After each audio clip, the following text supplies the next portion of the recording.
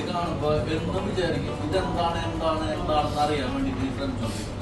പക്ഷെ ഇപ്പോഴാണ് ഈ സംഭവം എന്താണെന്നുള്ളത് ഇപ്പം എനിക്ക് മനസ്സിലായത്. അത് ഞാൻ നിങ്ങൾക്ക് കാണിച്ചു തരാം. ഓക്കെ, ഇതാണ് റെസ്ലിങ്.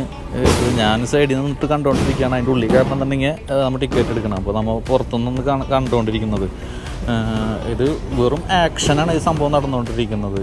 എനിക്ക് കണ്ടപ്പോൾ തോന്നിയത് അങ്ങനെ വെറും ആക്ഷനാണ്. പക്ഷേ അടിമേത്ത് കൊള്ളുന്നുണ്ട്, പക്ഷെ വലിയ കാര്യമായിട്ടൊന്നും കൊള്ളുന്നൊന്നുമില്ല.